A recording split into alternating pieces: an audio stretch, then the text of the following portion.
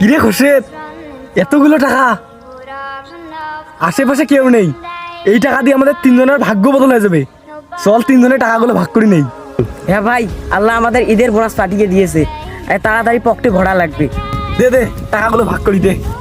না ভাই, এটা অন্য কারো অনেক কষ্টের টাকা, এই টাকা আমরা কেউ শুভ না। এটা যার টাকা তার বুকে এখন কিরকম ঝড় বইতেছে একটা বার চিন্তা কর। এই টাকার মালিককে খুঁজে বের করে তাকে টাকাটা দিয়ে দেব। তুই একটা আস্ত বুকারে খোরশেদ, এই যুগে এসে কেউ তো সততা দেখায় না। তুই টাকা নেইস বা না নেইস, আমাদের ভাগের টাকাটা আমাদের দিয়ে দে। তুই তোর সততা নিয়ে থাক।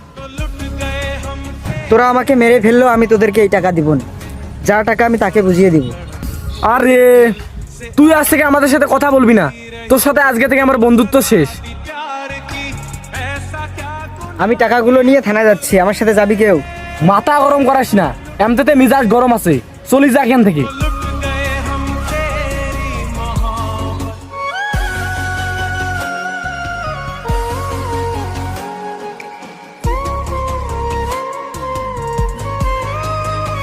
কার সাথে চলাফেরা করি বলতো? খুশিদের জন্য কতগুলো টাকা হাতছাড়া হয়ে গেল। ওকে আমাদের সাথে না আনলে ভালো হইতো।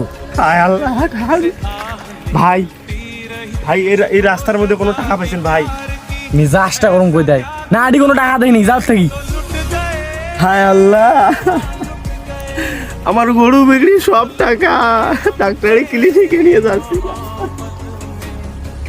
টাকাগুলো আজকে জমা দিতে না পারলে আমার বাবার অপারেশন হবে না। আল্লাহ।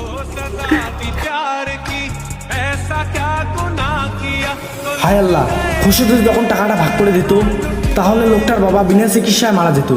লোভে পরে কত বড় একটা পাপ কাজ করতে গিয়েছিলাম। ছি। ভাই দাঁড়ান, ভাই এই নিন আপনার আমানত, এখানে সব টাকা ঠিকঠাক আছে, যান জলদি হাসপাতালে যান।